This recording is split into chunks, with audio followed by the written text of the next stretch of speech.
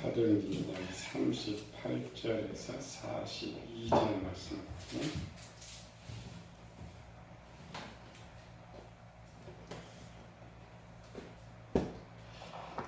38절 베드로가 이르되 너희가 회개하여 각각 예수 그리스도의 이름으로 세례를 받고 죄 사함을 받으라. 그리하면 성령의 선물을 받으리니 이 약속은 너희와 너희 자녀의 모든 먼데 사람 곧 주 우리 하나님이 얼마든지 부르시는 자들에게 하신 것이라 하고, 또 여러 말로 확정하며 구원하 이르되 너희가 이 폐간 세대에서 구원을 받으라니 그 말을 받은 사람은 세례를 받으며 이날의 신도의 수가 3,000이나 더하더라. 그들은 사도의 가르침을 받아 서로 교제하고 떡을 떼며 오로지 기도하기를 힘쓰니라. 미국 형벌에 보면은 1000년, 2000년, 900년 막 이렇게 형벌을 내렸는데 우리나라 유기징역은 50년을 넘깁니다. 50년이 넘어가면 무기징역 이렇게 하는 거죠. 요즘 미국도 많이 세련돼가지고 현실적으로 1000년 이렇게 받지 않고 형벌에 따라 형량을 하거든요. 보통 미국은 살해하면은 옛날에 그냥 1000년 넘어 몇백 년 이렇게 넘어갔죠. 지난 6월 28일 날 두 자녀를 죽였던 우리 어머니께 120년 선고, 하나에 60년씩 해가지고 아들하고 딸을 죽였는데 7살, 6살 딸을 죽였는데 우리 평범한가요? 가끔가다 우리 광신도들죠. 광신도 또는 이제 이단에 빠진 사람들 이런 사람들 가끔가다가 나타나는 사건이죠. 무슨 사건이냐면 신의 계시를 받아서 아이들을 세례를 주었다. 물세례. 물에 빠뜨려가지고 죽여서 이제 문제가 생겼죠. 두 마리. 물론 그 사건은 기록은 별로 없어요. 자세한 기록은 없죠. 그러나 이제 우리는 이쪽 거니까 좀 자세히 좀 알 수가 있죠. 귀신이 들렸는지 아니면 기도하다 음성을 들었는지는 모르지만 신의 계시를 받았다. 뭐 귀신 들렸겠죠. 신의 계시를 받았는데 나이도 많지는 않아요. 이제 30대 애들이 어리니까 30대 주부가 또 하나 잘못 배운 교회에서 잘못 배운 어린이 그거다 그럴 것인데 교회에서 뭘 잘못 배우냐 세례를 잘못 배웠다. 세례. 우리가 하는 세례 실질적인 세례가 약간 다르는데 기본 우리뿐만 아니라 거의 종교인들 지금 이제 최근에 이슬람교, 힌두교 이런 것들은 매년 그 축제에 들어가가지고 그 뭐 황토물에서 막 세례 받고 이러잖아요. 매년 세례 받고 때를 따라 세례를 받고 우리 기독교는 딱 한 번밖에 받지 않는데 왜 그렇게 세례를 받느냐? 세례가 뭐야? 죄를 씻어낸다. 죄를 씻는 이런 의미죠. 이런 이제 잘못된 지식을 갖고 있어서 아이들 이제 세례주가 그러면은 얘들이 이제 죄가 있으니까 그렇죠. 원죄 이런 죄가 있으니까 세례를 통해서 깨끗하게 씻어줘야 된다. 그런데 잘못된 지식이 들어가가지고 그냥 세례만 줬으면 괜찮은데 물세례 갖고 죄가 사라지나가요? 그냥 죽여보는 거예요. 근데 죽인 이유 중에 하나가 뭐냐면 기사는 없지만은 이 죽이면은 다시 살아난다고 생각합니다. 성경대로 죽으면 부활한다고 생각해서 그래서 물세례로 물에 빠뜨려 죽은 애를 집으로 데려가서 3일 동안 함께 있었던 거예요. 왜? 이제 죄의 문제가 해결됐으니까 다시 부활할 것이다. 이단들이 그런 거 많이 쓰는 거죠. 물론 세례의 의미가 죄를 씻어낸다는 의미가 있어요. 그러나 물세례를 받는다고 죄가 씻어지느냐? 그건 씻어지는 건 아니거든요. 의미만 그 속에 있는 거죠. 그림자. 이 잘못된 지식, 그러니까 육적인 지식으로만 배워왔기 때문에 또 거기다가 잘못된 것이 가미되고 거기다 귀신이 들어오다 보니까 완전히 이 가정은 풍지박산돼 버리고 만 거죠. 이런 잘못된 지식이 거기뿐만 아니라 우리 교회에 너무 많이 넘쳐난다는 것이. 오늘 우리는 그냥 세례 별로 의미가 잘 모르죠. 대부분의 모든 종교들, 우리 기독교도 마찬가지죠. 물세례 받으면 죄가 씻어야 된다. 성경에 세례, 물세례라는 단어는 신약에서만 사용되고 있어요. 신약에서만 88구절 사용되고 있는데 첫 번째 이제 세례 요한의 세례부터 시작되는 거죠. 그러니까 신약에만 있다라는 말은 구약에는 없다. 구약이 없다는 말은 하나님께서 물세례를 명하시지 않았다는 거예요. 우리는 물세례 하면 하나님께서 명령하셔서 우리가 자동적으로 해야 된다라고 생각하는데 구약에는 물세례가 아예 없다는 거예요. 그래서 이제 사전에 찾아보면 물세례는 언제 시작됐느냐? 세례 요한의 때로부터 시작되었다. 이렇게 대부분 써요. 왜? 기록이 세례 요한 때부터 등장하니까. 그러나 세례 요한이 물세례를 줄 때는 이미 유대인들은 보편화되어 있던 거예요. 누구나 이제 죄를 지으면 세례 받아야 된다. 이렇게 생각하고 있었기 때문에 예수님도 물세례를 주었고 예수님 제자들도 물세례를 주었고 이스라엘 백성들은 세례를 받아야 된다 말에 논쟁이 없어요. 당연히 받아야 된다. 그러니 물세례가 어디부터 이제 근거가 됐느냐는 거. 구약에는 없었던 것이.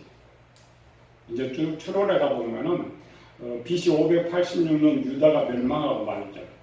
유다가 이제 멸망하다 보니까 구약에서 죄의 문제는 다른 거예요. 제사죠. 속죄제, 속건제를 통하여서 제사를 하는데 나라가 망하다 보니까 제사장도 없고 제사도 드릴 수 없는데 어려서부터 죄의 문제를 잘 배웠던 사람들은 죄의 문제를 해결해야 된다고 항상 생각하는 거죠. 그런데 구약에서 내려온 거 하나가 정결법이에요.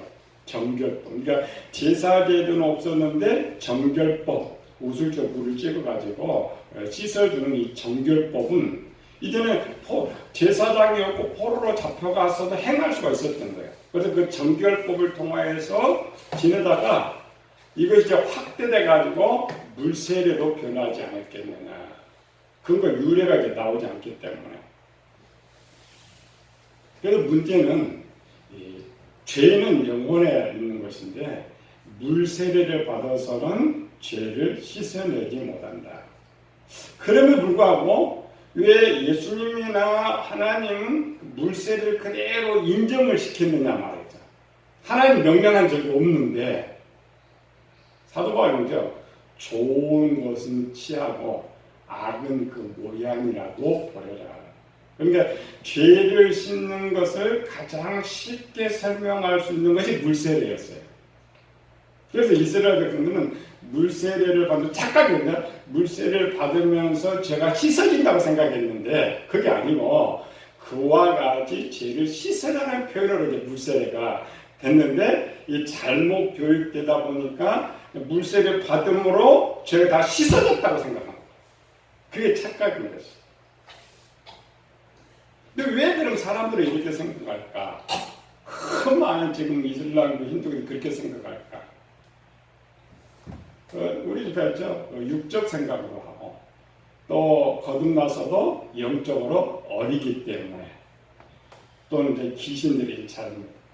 그래서 아이들을 이렇게 무어도 두 개죠. 잘못된 것도 있겠지만 귀신이 들려있기 때문에 그래서 신의 강력한 명령에 자기가 순종한다.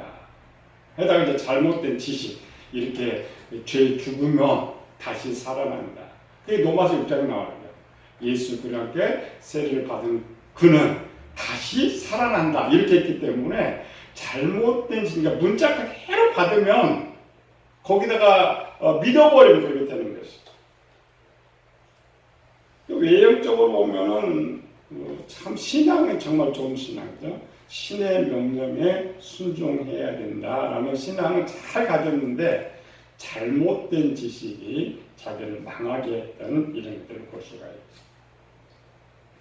그리고 우리는 이제 주인, 어떤 지식을 갖고 있느냐, 어떤 주인을 섬기느냐에 따라서 여러 가지 복과 저주가 나누어지는 것이죠. 아담 이후에 태어난 모든 사람들은 실제 마귀의 자녀로 태어납니다. 하나님의 자녀는 하나도 없어요. 그러니까 아담 이후에 태어난 모든 사람들은 마귀의 자녀로 태어나서 악을 유전받아 태어나기 때문에 사망이 함께 이르렀다. 성경이 그렇게 선포하는 것이죠. 근데 제일 큰 문제는 뭐냐면 대부분의 사람들은 죄가 무엇인지 모른다라는 거예요. 또 잘못된 교인들도 잘못된 지식을 통하여서 자신이 죄를 짓고도 죄를 짓지 않았다고 생각하는 거예요. 저는 그렇게 의사처럼 자기 선한 일을 했어요. 근데 그게 진리가 되어버렸던 이런 것들이죠.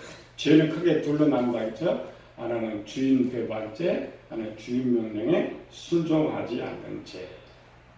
근데 이런 것들은 세상 해결할 수가 없어요. 왜? 이 시대를 인본주의 시대라고 그러죠. 인본주의 시대라는 건 뭐냐면은 사람이 신이라는 거예요. 사람이 주인이라고 생각하는 거예요. 자기가 신이고 자기가 주인인데 누구한테 용서받을 수 있겠어요? 그런데 인간은 갈수록 자기는 죄를 짓지 않고 산다 그래요. 하나님께서도 하나님의 법이 두 개가 있죠. 공의의 법과 사랑의 법.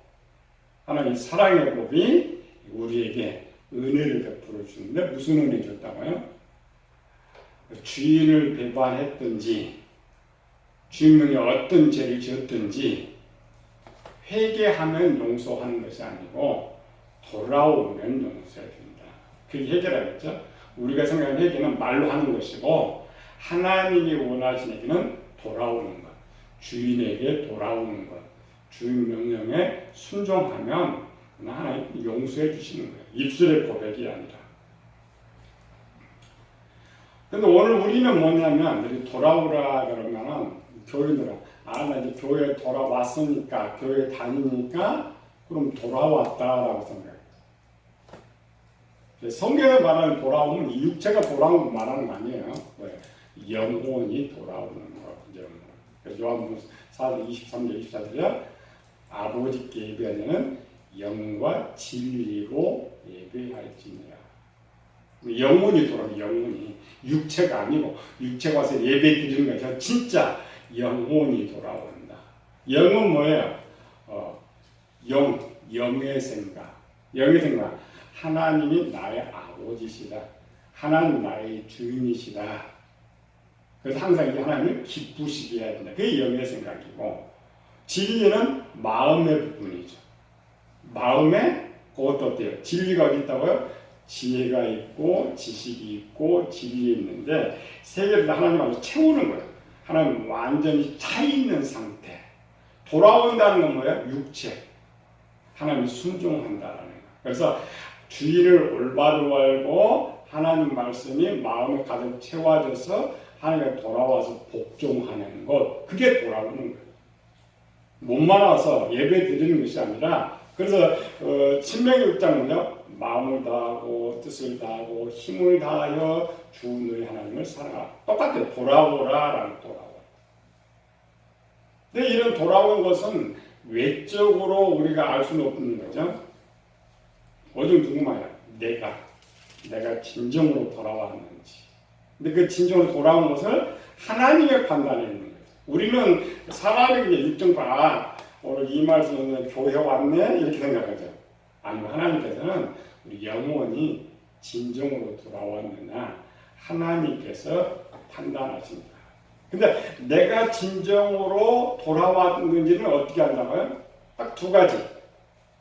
나의 주인이 누구인지 정확하게 아는 것. 또 내가 무슨 죄를 지었는지 정확하게 아는 것. 이렇게 알고 하나님 앞에 와 있는 상태를 돌아오는 것, 회개라고 말합니다. 우리가 그냥 신앙이 중요한 것이 아니라 주인을 아는 지혜가 중요해요. 죄에 대한 지혜. 이렇게 이제 돌아왔죠. 베드로 두 번째요. 첫 번째는 나그네와 손님이 하나님 백성의 첫 번째 돌아오는 거, 인정하는 거, 주인을 인정하고 내 죄를 인정하는 것. 그리고 두 번째 단계 뭐야? 예수 그리스도 이름으로 세례를 받아라. 오늘 이제 세례를 조금 더 살펴보려고 해요. 우리가 아는 이러한 세례. 출애굽 백성들이 이제 출애굽한 이후에 죄의 문제를 해결하기 위해서 율법을 주셨죠. 그러니까 율법 안에 죄와 연결된 문제가 대속죄예요. 속죄, 정결법이 죄의 문제를 해결하는 방법에 대해서. 근데 유대인들도 항상 육적으로 생각했던 이스라엘 백성들은 아브라함의 혈통으로 태어나면 그는 다 하나님 백성이다, 하나님의 선민이라고 생각했어요. 오늘도 우리가 그렇게 가르쳤어요. 왜 이스라엘 백성들은 하나님의 백성이냐? 왜 하나님의 선민이냐? 이유가 뭐예요? 하나님 아브라함과 언약을 체결해서 아브라함의 후손으로 태어났기 때문에 하나님 백성이고 하나님의 선민이다. 이 말에 틀린 거예요. 아브라함의 후손으로 태어났기 때문에 하나님의 백성이 된 건 아니에요. 그건 언약이 약속. 앞에 시작했죠? 아브라함의 혈통을 받아서 아브라함의 후손으로 태어나도 법적으로는 낙이잖아요. 예수님께서 요한복음 8장 44절에 이야기하고 있죠. 유대인들이죠. 지금 이스라엘 아브라함의 혈통으로 태어나서 자기는 하나님의 백성이고 선민이라고 하는 그들에게 예수님께서 너희는 너희 아비 마귀에게서 났으니 너희 아비의 욕심을 행하고자 하는도다. 그러니까 태어나면서부터 자동적으로 하나님의 백성 그런 거 없어요. 성경에 그런 거 없어요. 하나님의 선민 그런 것이 없어요. 그런데 왜 이스라엘 백성들을 하나님의 백성이라고 말하느냐? 선민이라고 말하느냐? 저들도 절차를 거쳤기 때문입니다.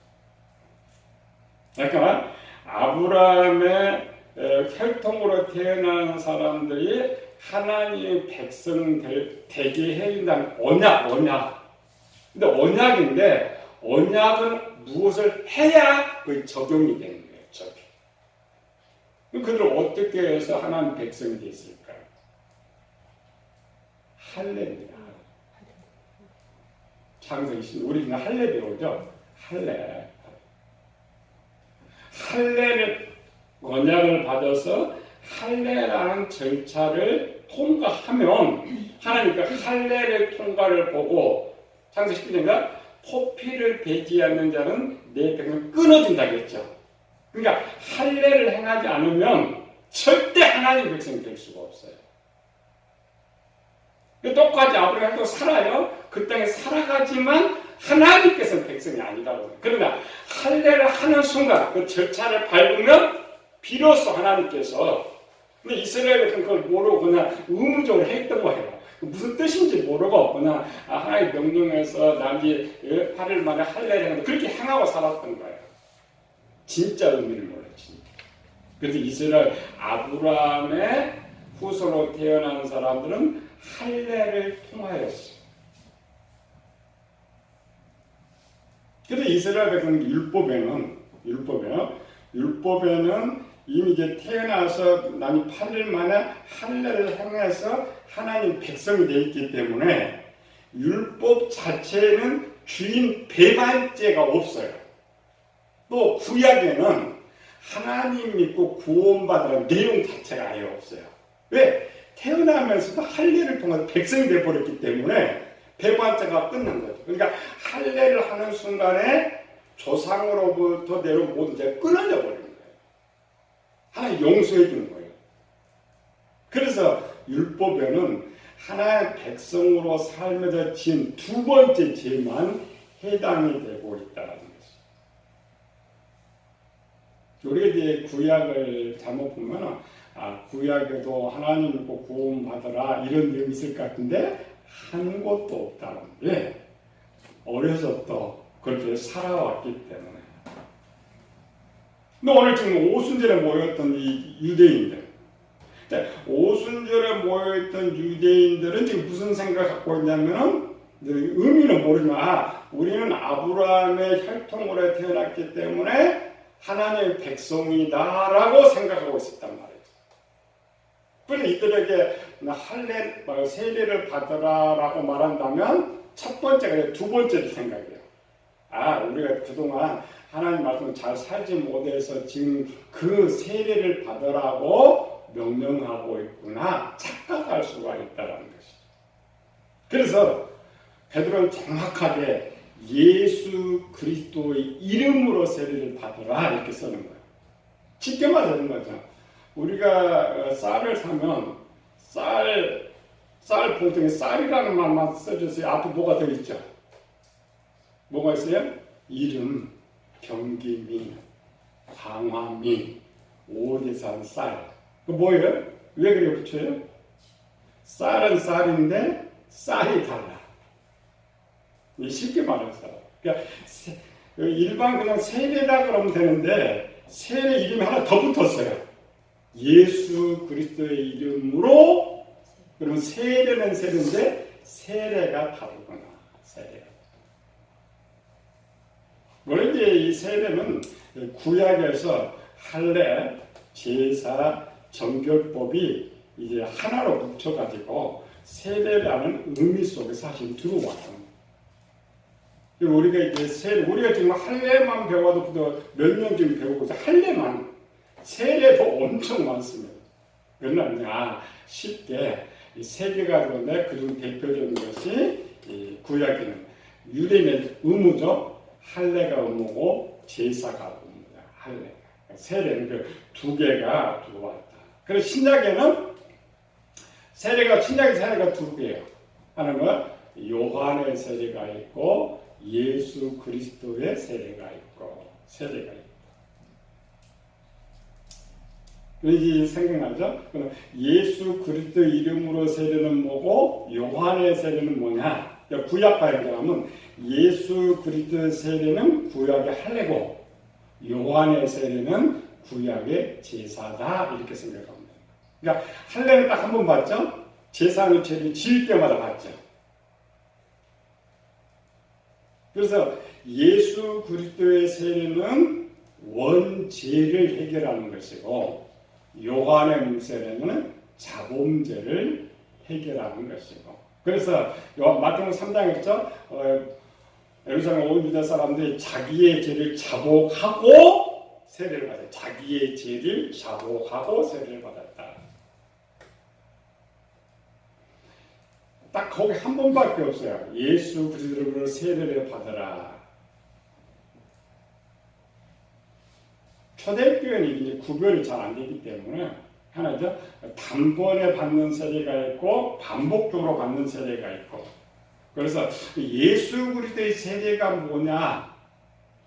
이걸 이제 가장 정확하게 정의한 사람이 사도 바울이에요. 사도 바울이 로마서 6장 3절에서 7절까지 보면 자세히 읽어봐야 돼요. 예수 그리스도 이름으로 받는 세례가 무엇이냐? 로마서 6장 3절에서 7절 시작. 무릇 그리스도 예수와 합하여 세례를 받은 우리는 그의 죽으심과 합하여 세례를 받은 줄을 알지 못하느냐.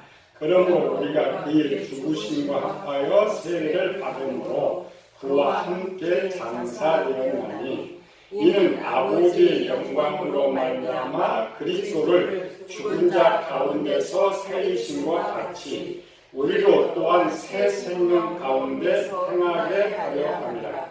만일 우리가 그의 죽으심과 같은 모양으로 연합한 자가 되었으면 또한 그의 부활과 같은 모양으로 연합한 자도 되리라.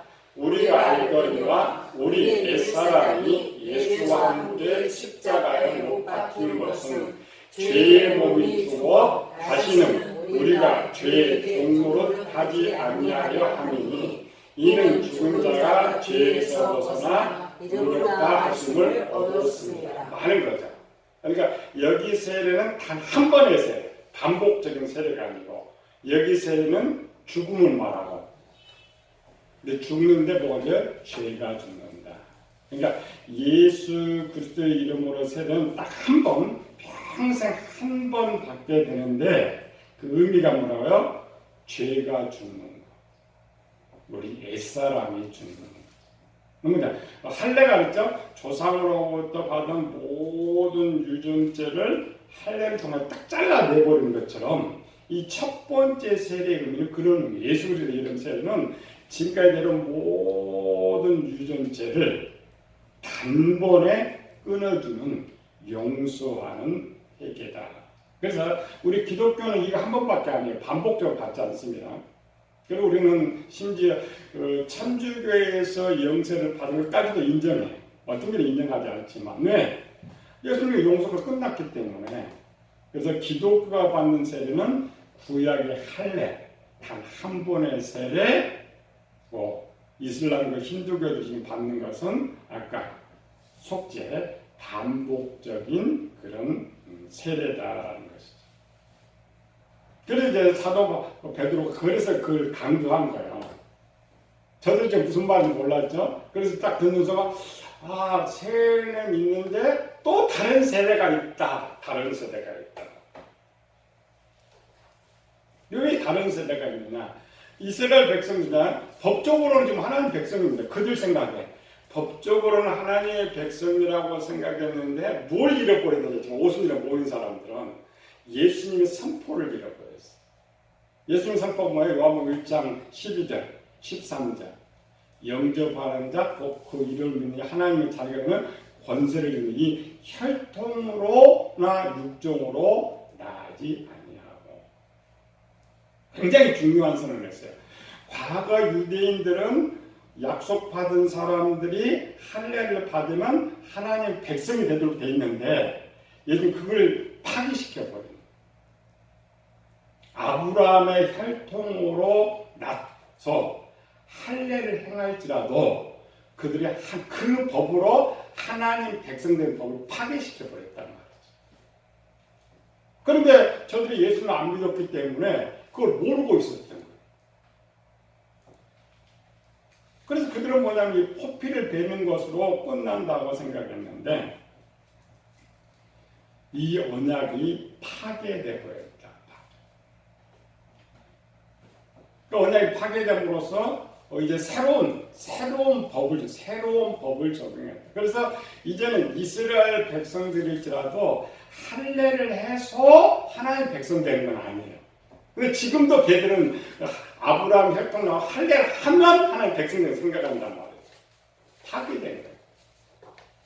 이제 하나님 백성들에게 위해서는 첫 번째 예수 그리스도 이름으로 세례를 받아야 됩니다. 근데 예수 그리스도 이름으로 세례를 받으면 하나님 백성이 돼요. 하나님 속성이에요. 하나님 속성은 하나님은 죄가 없어요. 거룩만 있죠. 그러니까 죄가 없어지는 순간 거룩한 사람이 되기 때문에 자동 하나님 백성이 되는 것이죠. 그래서 우리가 전 교회 등록을 세례 받자. 두 가지를 선포합니다. 첫 번째 뭐예요? 성부와 성자와 성령의 이름으로 세례를 주노라. 이 말은 지금부터 너가 모든 가졌던 죄를 다 용서해 준다는 선포예요. 용서입니다. 두 번째 선포예요. 그러니까 세례를 주고 공포하죠. 성부와 성자와 성령의 이름으로 소망교회 교인된 것을 선포하노라. 이 말은 이제부터 너가 하나님 백성 된다는 선포예요.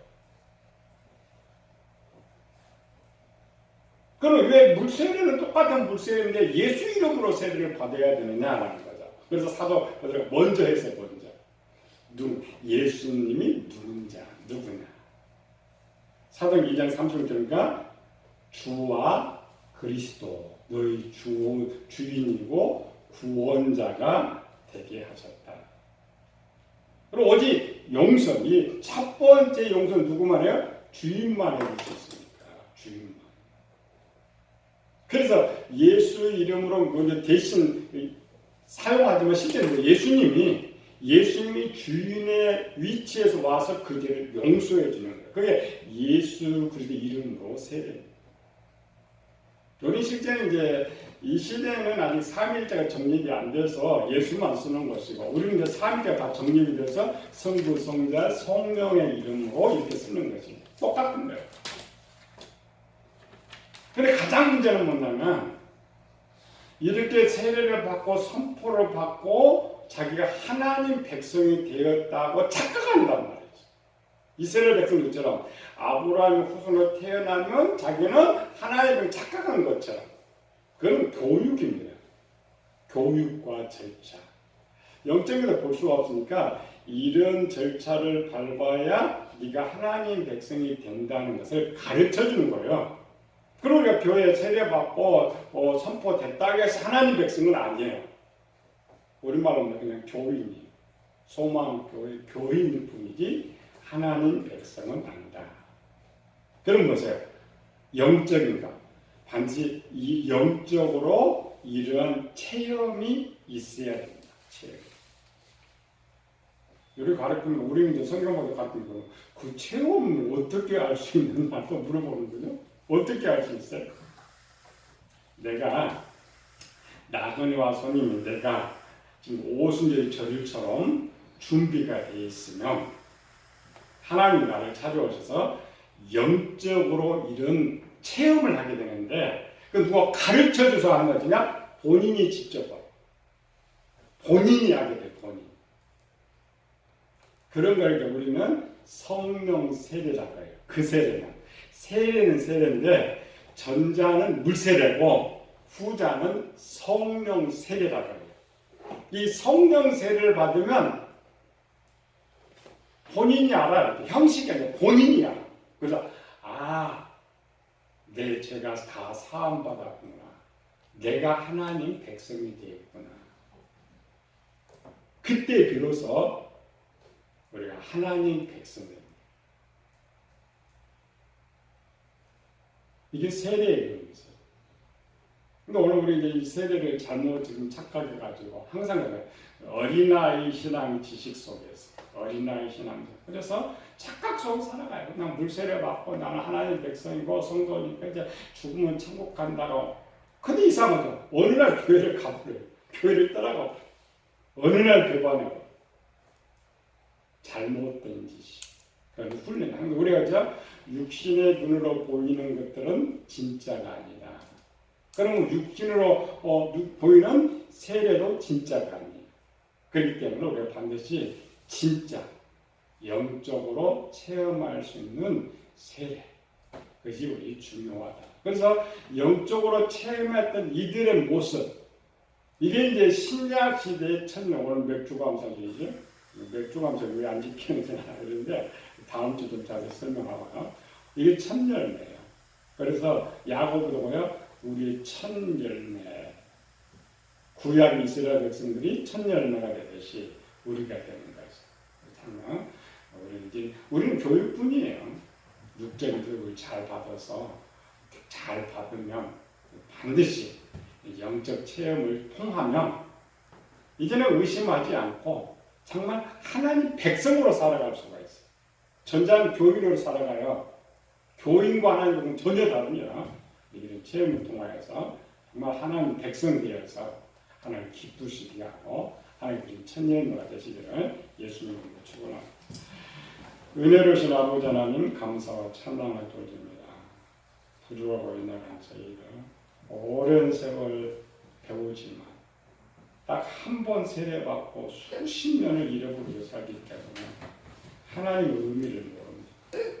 이스라엘 백성들도 근데 알지 못하는 저 난지 8일 만에 할례를 받았기 때문에 그 할례의 의미가 뭔지 몰랐습니다. 그리고 우리가 바로 알고 이게 정말 육적인 것이 아니라 정말 변화 속에서 하나님 백성이 되고 하나님의 백성으로 하나님의 아들로 아버지를 기쁘시게 할 수 있는 저희들 되게 주님께서 축복하여 주시옵소서. 거룩하신 예수님 이름으로 기도드립니다.